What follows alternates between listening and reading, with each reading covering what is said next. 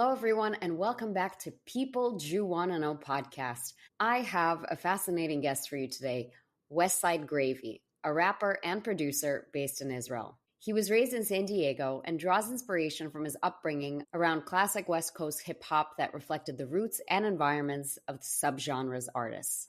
Blending English, Hebrew, and Spanish in his unique West Coast meets Middle East fusion, Westside represents his roots in songs like 40 Acres and Meshuggah, and touches on hard-hitting topics on tracks like Homeland and From the River to the Sea. Whether it's through introspective songs about identity or celebrating his multicultural roots, Gravy believes that music has the power to share personal and collective stories, and he uses his voice for both. He also just released a new album in 2025 called No Apologies. Now, this isn't the first time I'm bringing on a Jewish rapper on the pod.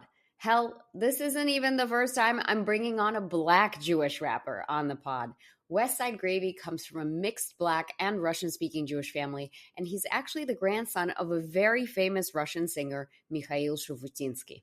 Gravy's grandpa, Mikhail, is the current preeminent singer of Russian chanson, which is a musical genre we discuss at length in the episode. However, I would qualify Mikhail Shufutinsky as a pop artist as well. He has one particular song that's very, very famous, and it's called The 3rd of September. I don't know what happened on the 3rd of September, but I guess it's kind of a Russian equivalent to Do You Remember the 21st Night of September by Earth, Wind & Fire.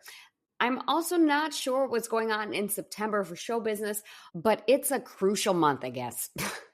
I did make a shitty joke to Westside Gravy that I think about his grandpa every year. And honestly, I do. On the 3rd of September, here's an excerpt of that song. It's a lot more dramatic than Earth, Wind & Fire, but that's exactly what you would expect from Russian music, I think. Я календарь переверну, и снова 3 сентября. На фото я твое взгляну. И снова 3 сентября. Но почему расстаться все же нам пришлось? Ведь было все у нас всерьез 2 сентября. I'll also play you an excerpt of a track that I like off of Westside Gravy's new album, No Apologies, called Meshuggah. They used to look down on me, now I'm the one they looking up. Had me questioning myself and if I'm good enough. Found my confidence, they call me Gravy cause I'm cooking up. Drove my haters crazy, all my ops got me sugaring up. Drove my haters crazy, all my ops got me sugaring up. Look, not to have a spoiler here, but in the episode I asked Westside Gravy how he picked his artist's name. And he said that the Gravy part is top secret, but I think we just solved it, folks. They call him Gravy because he's cooking up. I think Mikhail Shufutinsky must be so proud of his grandson who carries the musical legacy in the family in his own right, and I find that very beautiful and endearing. I have to also add that Westside Gravy is incredibly articulate as a person on so many different topics, but especially articulate on all things Jewish issues, Black history, his heritage, etc. He could teach a class. He's not only a captivating storyteller, but also just a wealth of knowledge on so many different topics. I love this conversation, and I think you will as well. Please enjoy this episode. Westside Gravy, welcome to People Jew Wanna Know podcast. How are you? Doing pretty well, relatively speaking. So just want to say thank you so much for having me. I'm really excited to be with you. I'm so excited. Ты говоришь по-русски, ты меня понимаешь? Я понимаю чуть-чуть, but that's kind of okay. I know a little bit. Excellent. Well, let's get started. Tell us about yourself. What do you do and how did you get there? Yes, I'm a musician. I'm a rapper and producer. So I rap and I make all my beats, record. And it's something that I've been passionate about for a really long time. I started making music. People ask me that all the time. I really started writing when I was a little kid. Like I find notebooks all the time of lyrics I used to write when I was really young. And then just as the years went on, I started to take it more and more seriously, getting into middle school and high school as far as performing, making the beats, recording music, and putting it out there. And by the time I was in high school, I was performing quite a bit. And then also moving into college, really traveling and performing. So it's just a passion of mine. And I've been really blessed. I've been able to pursue it and I think reach a good amount of people and hopefully reach more people in the future with it. What kind of music are you working on now?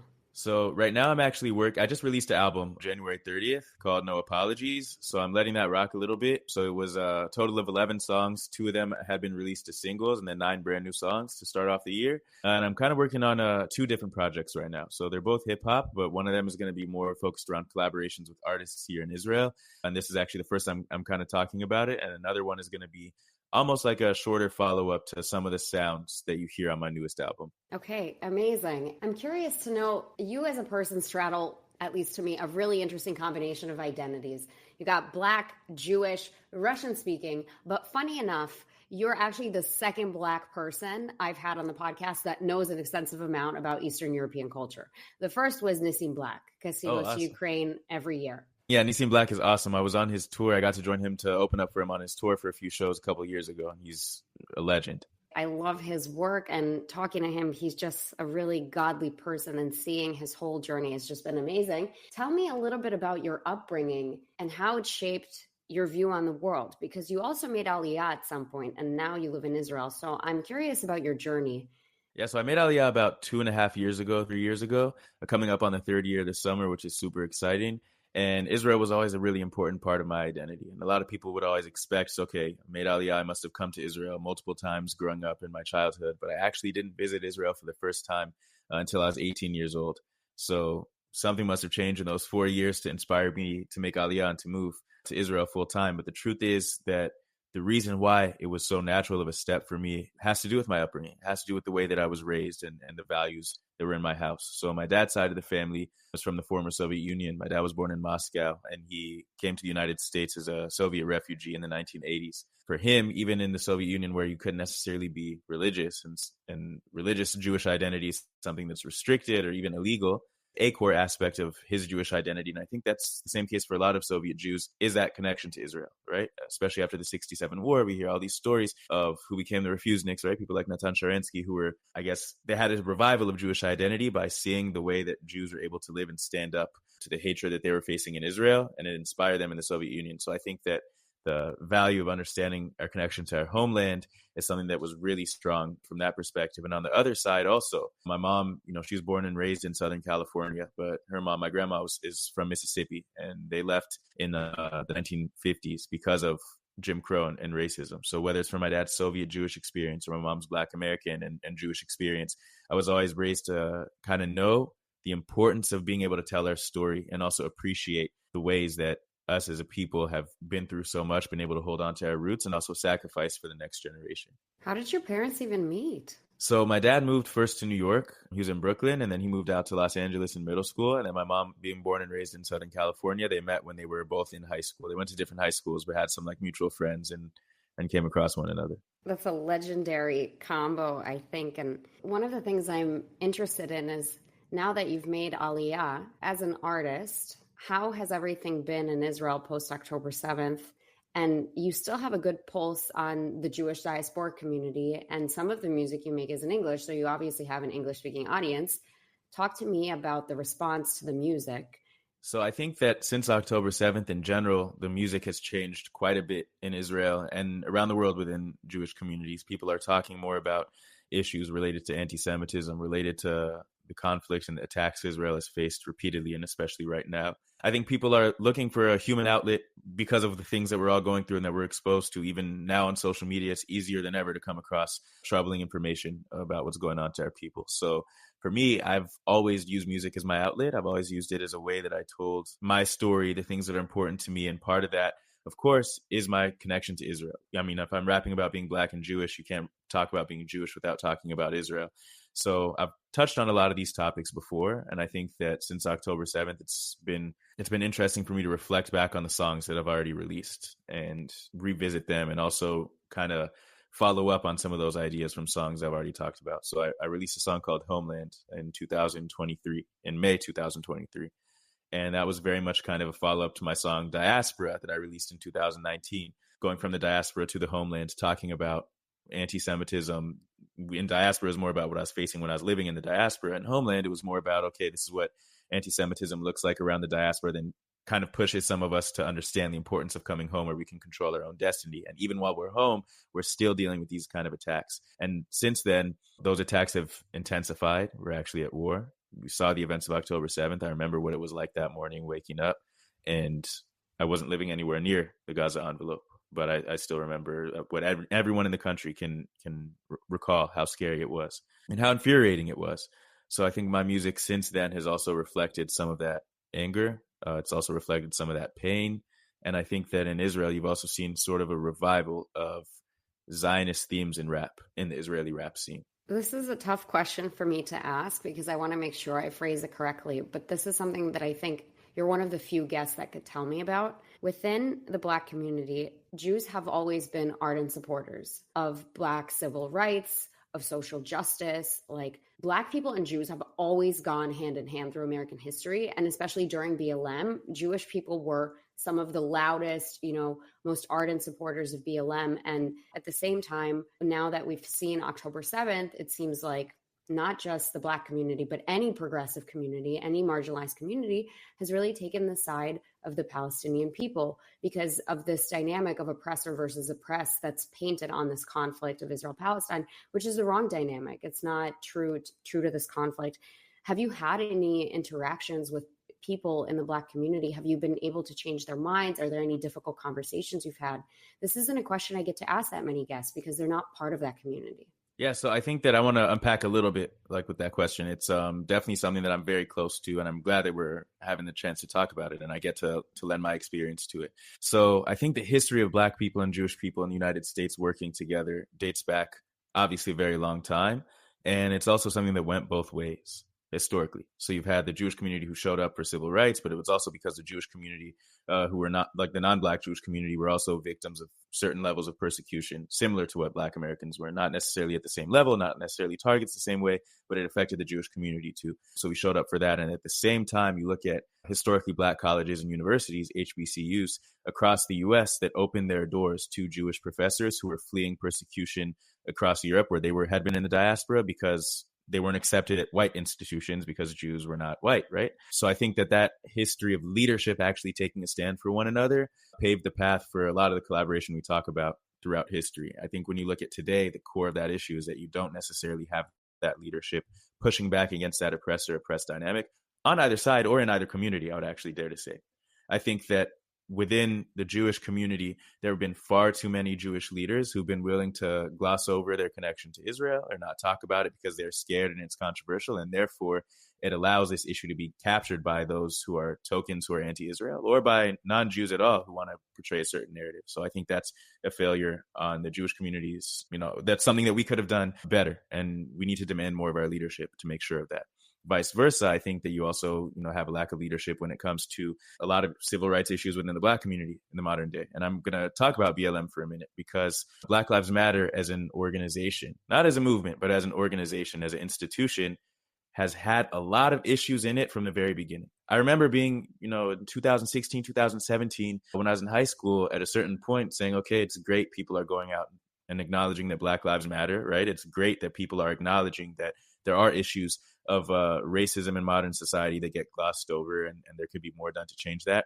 But at the end of the day, what are we actually doing to change it besides paying money to an organization? And we don't know where that money is going for to get a t-shirt that I could equally go get printed at any print shop. And more we've seen where that money went, and it meant it went to corrupt leaders who took money from people who were donating for a cause and not really using it to actually benefit victims of that cause or to create any sort of institutional change. So when all these protests were happening in 2020, again, I thought it was great that people were speaking about what happened in the horrific murder of George Floyd. And I also didn't like the way that I saw this organization taking advantage of it financially. And then also using it to spread what I see as a false, well, not just what I see as a false narrative, what actually is a false narrative when it comes to the relationship of racism in the US and geopolitics, especially in the Middle East. So I think we have that issue. But also, again, there's an issue within the leadership of the Jewish community that turned a blind eye to it or refused to call it out because it made them worried about pushing it back against allies. When instead, they could have built a bridge with the non-Jewish Black community to kind of actually push for real social justice and be there for real social justice organizations that were not just full of corruption like BLM. The second part of the question, I could loop back into personal experiences I've had. So I wrote a song called Black Lives Matter. In November of 2023, I released it at the end of November, early December. And that was actually inspired by the fact that all these people I knew who stood up for Black lives in 2020. And sometimes it ended in 2020 because for them it was a trend. But all these people who came up standing for Black lives were silent when there were innocent people, but I'll even talk specifically about innocent Black people, Israelis and Africans who were murdered by Hamas terrorists. And you actually had a Black Lives Matter chapter that came out and put a graphic of like a parachute, one of the Hamas parachutes. Those are people who murdered Black people. So my intention with that was to call out the hypocrisy, and it started a lot of conversations. So I did have some conversations actually on social media with people who initially were like, why are you like, what's wrong with saying Black Lives Matter? And I, fleshed it out and I said, look, I'm not saying that there's an issue with saying Black Lives Matter. I'm actually saying Black Lives Matter is failing to recognize the value of Black people by siding with an enemy who's murdering Black people right now. And I actually built a bridge there. The person said, oh yeah, I actually agree with you. I've had issues with Black Lives Matter since before this because of the way that they've failed to actually stand up for Black people, and I've supported this organization or that organization. So I think by having these conversations, leadership actually putting pressure on their allies to have these real meaningful conversations about actually creating change, that's how you can actually build a stronger bridge than ever was before since the civil rights movement, because it's not glossing over controversies in order to do something on the surface level. It's figuring out how to have real solidarity that stands for a real issue. I appreciate this point of view so much. And I'll just add that, first of all, I agree with everything you said. Second of all, I am from Minneapolis, Minnesota, and I was in Minneapolis on the day that George Floyd was murdered. And the exact sequence of events, interestingly, was as follows. On the day that George Floyd was murdered, my dad and I decided to drive to New York with a U-Haul to move me out of my Manhattan apartment so that I could move back in with my parents, because the pandemic was evolving. It was clear that it wasn't going away. I had been paying rent for the studio in Manhattan, but I wasn't living there because I was in Minnesota with my family. So we were like, we're getting out of there, right? So we drove a U-Haul on the day that he was murdered. We're not paying attention to the news, nothing. The turnaround on that U-Haul move was one day.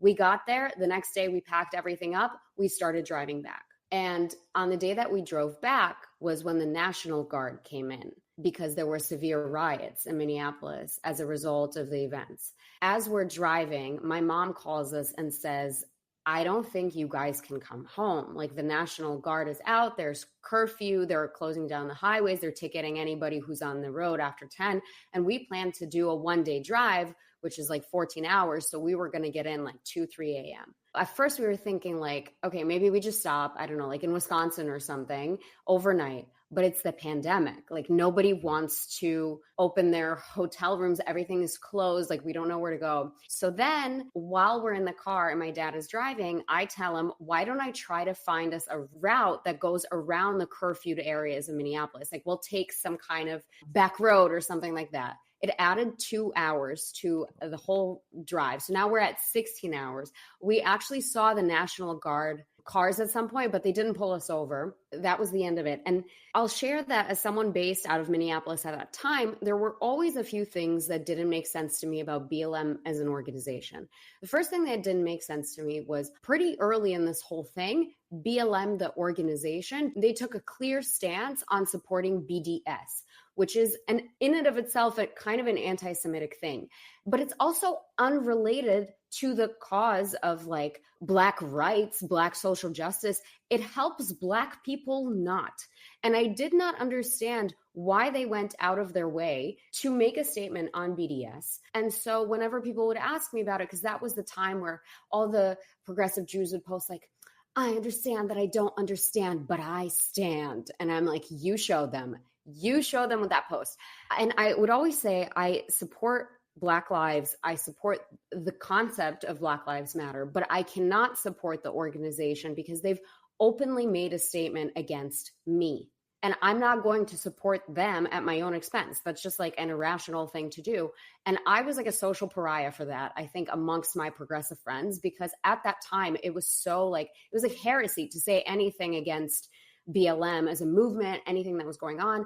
The second thing that never made sense to me about it was in Minneapolis specifically, after all those riots began, there was severe looting in the more urban areas of the city, to the point where we're in 2025, those areas have not recovered. There was a lot of news coverage about the lootings in Minneapolis, and whenever they would interview organizers of BLM who were at those looting riots, the news anchors would ask, But how does looting help anybody? Like, how does looting secure justice for any of these people? And you know what the BLM organizers would say? They would say, well, that's not really the question that's important here. I think the question that we should be asking ourselves is, what have we done to these people that we've pushed them to loot, that they think their only recourse is to loot? And I'm like, two wrongs don't make a right. That never made sense to me. And so I guess it's comforting to hear from a Black Jewish person that perhaps that position was not so outlandish when we look at it now in retrospect. But this was something that was always difficult for me when it was developing at the time. So it's funny you bring that up, because I had a similar experience on social media where someone I knew who was Jewish, a Jewish American, a very progressive person, supported a lot of well-intentioned causes, did one of those posts about, I understand that I don't understand, but I still stand by this organization. Some people were like, okay, but like in the comments, I don't really feel comfortable. You know, I could support this movement, but there's got to be another organization I could support that doesn't call for my destruction, right? And the individual poster responded like, oh, if you are trying to support another organization, you're not going to support Black Lives Matter right now. Like, you're endorsing white supremacy. And I chimed in, and it ended with the person basically trying to accuse me, Black Jewish person, of supporting white supremacy because I would recommend a different organization that was doing more effective work, because they also weren't stealing money from people to line their own pockets. And the other side of it too is that there's so many voices that have been silenced. So you have so many families of people who've been murdered by police or people who've been shot by police who've come out against Black Lives Matter as an organization and said, stop using my child's name to sell your merchandise. And those are voices that are silenced and people gloss over. So I think at the end of the day, a lot of it really is virtue signaling and these people being so uncomfortable to lose what they see as allyships that they're willing to even sell out to people they claim to be standing for. Anytime anyone says the word silenced, I go into this like autopilot where I start laughing because I think about Oprah and when she was like, were you silent or were you silenced? So yeah, I agree with you. It is an interesting time. I guess the natural question that jumps into my head is, in this current climate, is there any message that you would want to share with your Black community that you think is something that they misunderstand or something that you wish you could convey to them? So I think the message is, these are messages that I actually have shared, even whether it's like through my music, is that we need to understand each other's history deeper. And we need to look beyond the oppressor-oppressed narrative that people try and put on us, because it's damaging, regardless of whether the Black community I'm talking to is Jewish or not. It's damaging to understanding Black history. It's damaging to the understanding of the legacy that our ancestors left for us. It's reductive to the sacrifices our ancestors actually made for us to make progress to the point where we are. And that doesn't say that everything is perfect now, but you can't just say that we're forever a downtrodden people who is never going to achieve anything and expect us to actually rise and achieve greatness. One of the interesting things that I'm hoping to look into as I'm interviewing somebody named Ashira Solomon, who is based out of Israel. She's also a Black Jew. And I saw an excerpt of a podcast that she did, because she has her own podcast, where she talked about that, like, during segregation, the Black community, they opened their own schools, they opened their own storefronts because they had no choice, right? They weren't allowed into schools or stores. So they started their own, they had their own entrepreneurship. They were doing these businesses. But then over time, that civil rights movement evolved to where they said, well, we don't want our own schools. We don't want our own businesses. We want to go to the white schools and the white business. Like, we want to be together. And so the point she makes is, in some sense, it stunted the Black community because they could have been growing their own businesses. They could have become financially independent. Instead, they chose the path of uniting with the rest of society, which I don't think is the wrong path. I don't think segregation is acceptable, to be clear. But it's an interesting take on, like, how Black excellence was stunted as a result of the fact that they wanted integration instead of capitalizing on segregation. So that's something I want to talk to her more about, like what that argument is and how she breaks it down.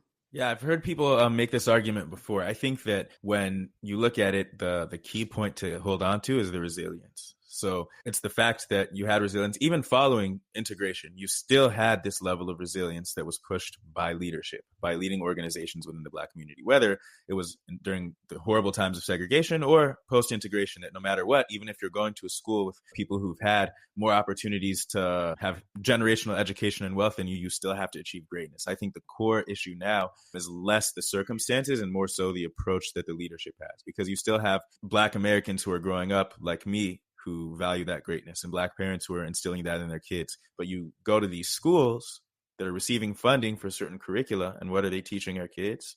They're teaching us that we have to be victims, that we're fitting into this binary of being a victim or being an oppressor. And I think that that's the damaging aspect, is when you get people in positions of power pushing that, because it undermines the Black parent. It undermines the Black family. It undermines the Black student. I would say it's a position of disempowerment, because it strips you from any agency to change your own circumstances, which is not what you want to teach any generation of people, period. It's also not congruent with our history, the way we've changed our circumstance. Even looking at my family history and the way that my grandma, my great-grandparents, my grand and papa, I grew up actually like around them for all the holidays and everything, right? Like we'd go for Thanksgiving. And I grew up hearing the stories of the way that they overcame things. I grew up hearing how they passed that to the next generation, and how my mom benefited from that same level of resilience, and how I benefited from it.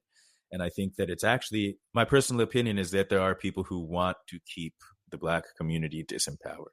Not even getting into like political, like left or right thing, but I think that there is an ideology when it comes to this oppressor versus oppressed dynamic that benefits from uneducated and disempowered people. This is very interesting to me, and I'm even more interested to see how the situation evolves between the Jewish and Black community.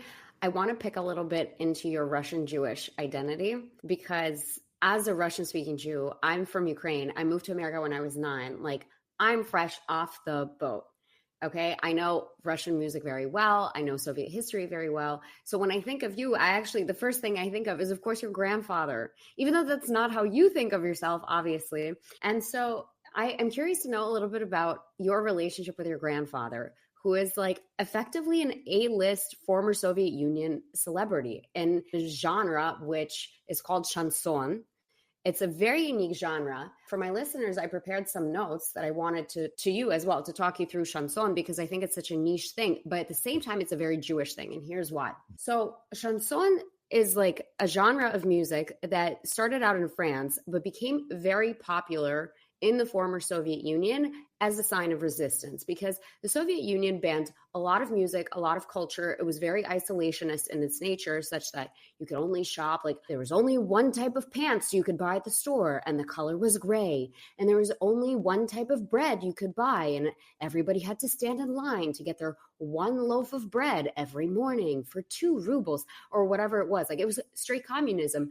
And chanson, which was a very colorful, satiric, ironic genre of music, it pushed the boundary as a form of resistance against this repressive, brutalist Soviet society. And in fact, a lot of chanson music is rooted in klezmer. It has the patterns of the minor chords that we hear in klezmer themes, and the Jewish influence on chanson as a musical genre is tremendous. So here are some notes. One thing I'll mention about chanson is it particularly was popular in Soviet prisoner culture. And the reason it was popular there was because when you were a political prisoner or just a prisoner in Soviet Union, you were often sent to labor camps, the gulag, right? And so in the gulag, they're not interacting with regular society. They have like their own society where they write their own music, they write their own poems.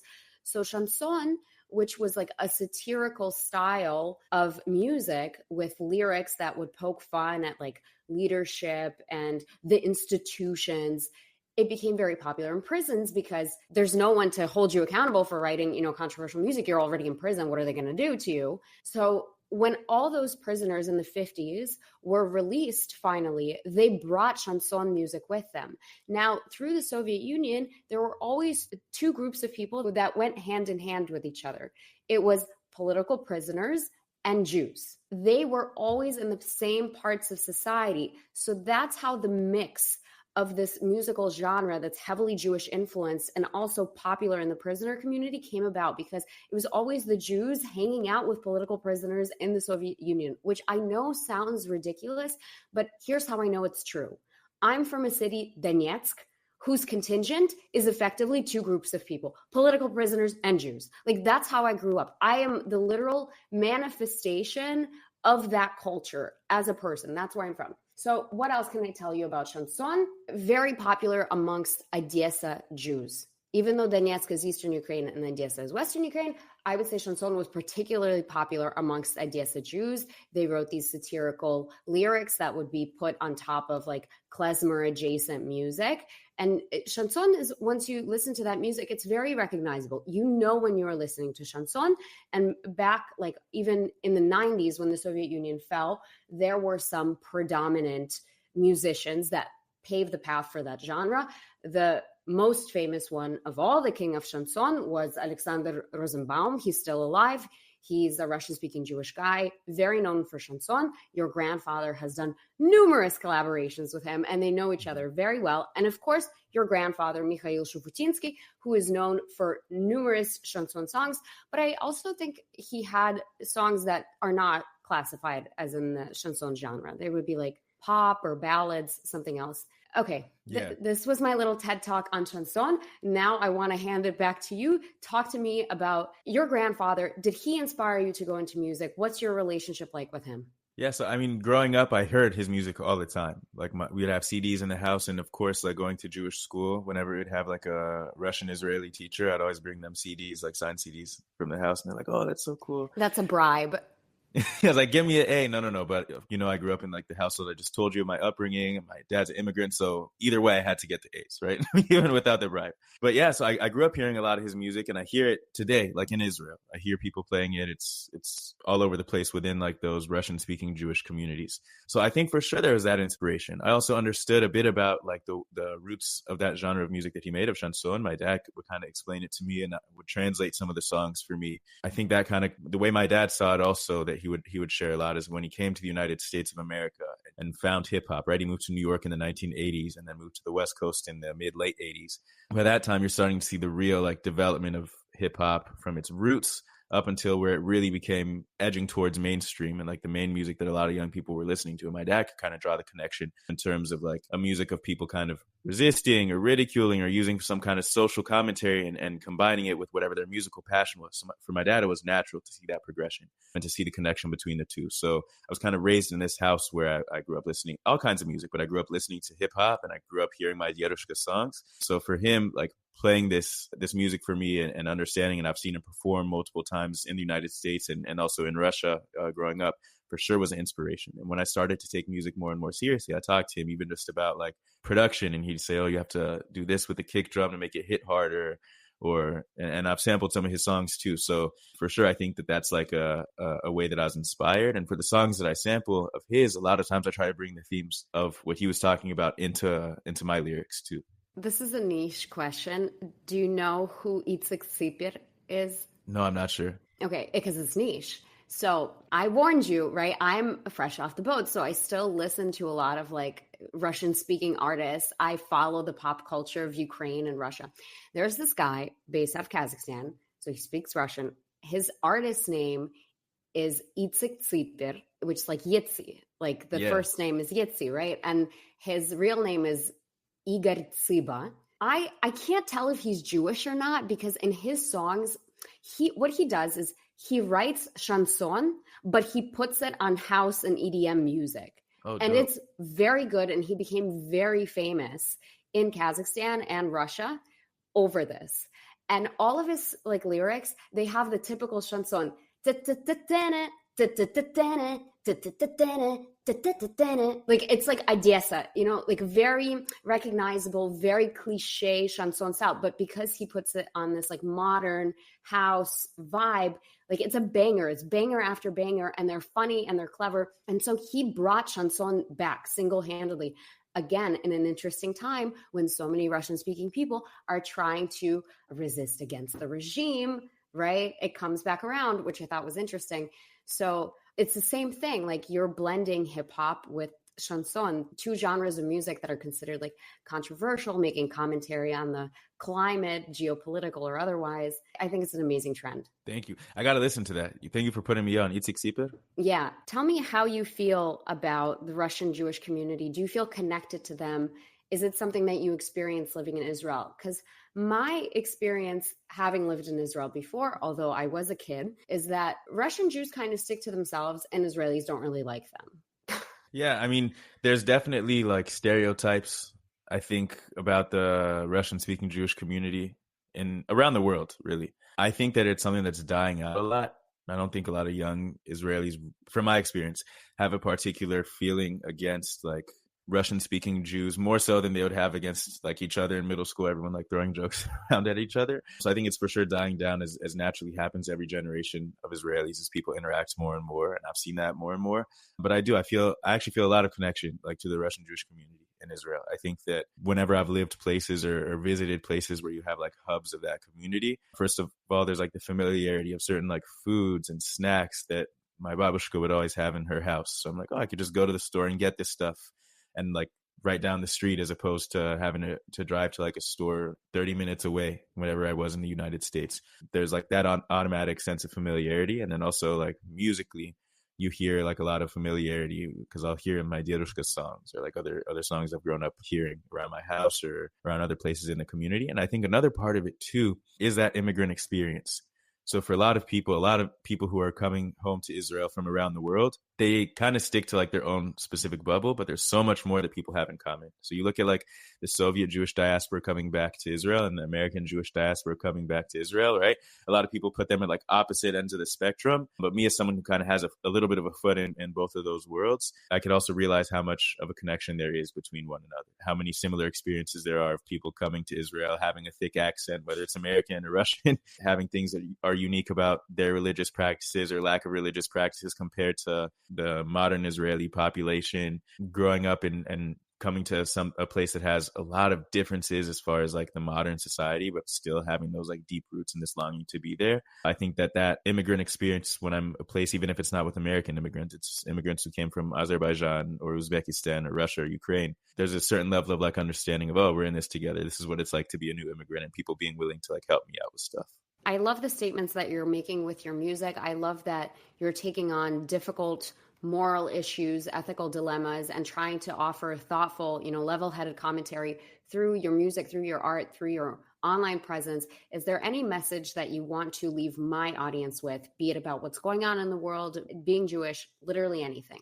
So I think the main message that I have that I'm trying to get to everyone is to be unapologetic with your identity and with your Jewish identity and with your connection to Israel. There shouldn't be a possibility that you can talk about being Jewish without being ready to also talk about what it means to be Jewish, which means being part of a people that's over 3,000 years old. It has our roots in the land of Israel. I think every time we start a conversation with someone else and we share a little bit about the Jewish story and we don't talk about how it comes back to our homeland, to Israel, we're missing an opportunity to build that bridge. Even if it's going to seem like you're pushing someone away, in the long run, it's going to build bridges with the people who are actually real counterparts and real allies to a peaceful future. So I think that's the kind of message I always want to get to people, is there's always a way to bring your heritage back into the conversation when it comes to Judaism. There's always a way to bring the homeland back. And now more than ever, it's important for us to build a bridge between Jews in Israel and Jews in the diaspora. And cutting that link, even just in conversations that we have, is not the right way to go. I think this is a really important message, and something that I've been saying on this podcast, which some might consider a hot take, is I actually think it's invalid to try to say that you're Jewish and then deny the connection of Jewish people to Israel. The Jews that go about saying, oh, this is just my faith, this is the family that I'm part of, or I'm just culturally Jewish. For those Jews who don't understand that Judaism is a land-based religion with an inherent connection to Israel, that the foundation of everything is Israel. It's like talking to a Christian who's like, oh, I know that Christians believe in Jesus Christ, but that's not my Christianity. That's not part of Christianity for me. That's just something else, I guess. It's just invalid. Wrong. It's invalid, right? It's like saying the earth is flat. That's the example I keep making. Just because you say the earth is flat doesn't mean that it is, right? We don't accept invalid takes just because someone feels entitled to them. And the same thing, I think it's our obligation as Jewish people. I talk to so many progressive Jews who are like, I don't want to have to defend Israel. I don't want to have to be a geopolitical expert. And I'm like, that's part of the job description of being a Jew, because to be a Jew is to be connected to Israel, whether you like it or not. And so, being a Jew is being able to articulate the importance of the land of Israel to Jewish people, explaining the indigeneity, but also explaining why Israel has to continue to exist in order for there to be a Jewish people. Yeah, 100%. And I mean, I get those questions all the time. And there's two things I have to say about it. First of all, like, you don't want to be a geopolitical expert. You don't necessarily have to be. I think you should. I got my degree from GW in Judaic studies. It didn't have to be about international affairs or politics, but part of knowing Judaism is knowing what's going on in the Jewish world. And of course, that has to do with the political conflicts today in the land of Israel. That's the homeland of the Jewish people. But to the people who say, I don't want to have to necessarily defend Israel, it's like, look, you don't need to defend an Israeli policy, but you also don't need to start the conversation being defensive. If you bring up that you're Jewish, so you have a connection to Israel, it's the other person's fault if they want to take it there, right? It's the other person's fault if they want to start questioning you about an Israeli policy. And you have the ability as a human being to say you agree or disagree with it. And regardless, that doesn't change the fact that you're a Jew, and that means your roots are in the land of Israel. And you shouldn't be ashamed of it. No, I love that. Tell me, how was it at GW as a student? So as a student at GW, I actually had a really good experience academically. I learned a lot. I had amazing professors. The administration was always very supportive of students on campus, of Jewish students on campus, even at times where things got rocky, I will say. And I think the reason why is because we had such strong Jewish leadership. So the Hillel, extremely strong. You have a huge Jewish population there who's connected and who's empowered and is empowered by the Jewish leadership on campus. There's Chabad on campus. I work at Stand With Us as an education and outreach manager today at the Stand With Us Israel office. And as a student, we also receive support from Stand With Us to host events, not just responding to issues of BDS, so on and so forth, but to actually be proactive about telling the Jewish story. Now, there were a ton of issues of anti-Semitism on campus. Right as I talk about having a great experience, I dealt with what every single college student today deals with, where there's anti-Semitism. You have BDS. You have people refusing to recognize or censure student government leaders for making blatantly anti-Semitic statements. And from what I've seen is it's escalated at the university. But what else has escalated is the Jewish community's resilience and strength and response to it. So I think that's kind of like hats off to the Jewish leadership there for recognizing that in some ways GW, like every college campus, is on the front lines of this war against Jewish people, even if it's anti-Semitic, like even as far as like being on the front lines of fighting against anti-Semitism. And they've stepped up to the plate. And I think every single Jewish community needs to do the same thing. Okay, cool. And Westside Gravy, how can people connect with you on social media and learn more about your work and your music? So on social media, I'm on all platforms just as Westside Gravy. So you can check me out everywhere. Spotify, Apple Music, all my music's out there too, just under the name Westside Gravy. How'd you come up with that artist name? It's a really good question. The West Side is because I grew up mostly on the West Coast. Right. Makes sense. That's the easy part. That's the easy part. And that's the only part I could speak on because the gravy's still top secret. It's a secret sauce. It is. Look at that. Okay, cool. And I have one final question for you. It's one that I ask every single guest of the podcast. Who would you like to nominate for People Jew Want to Know? So I'd actually want to nominate my older brother, Mikhail Shufutinsky, who just published a book called Jiu-Jitsu. It's kind of like a guide for how do you understand and how do you attack some of these anti-Israel false narratives and arguments. So he's an IDF veteran. So he served in the IDF. He made Aliyah. He's back in the U.S. now, writing a lot of topics about geopolitics around the world. He has his bachelor's degree and master's degree in these topics from international peace and conflict resolution. And he kind of explores that in his book and uses it to empower Jews who need to have these conversations and need the guidelines and really understanding how to become that geopolitical expert ready to defend Israel. So I nominate my brother, Dimitri. What a family you have. Everybody has their own craft, their own talent, their legacy that they leave. That's incredible. Thank you so much for this amazing nomination. It's been a real pleasure to have you on. Thank you so much for having me. Woohoo! We did it.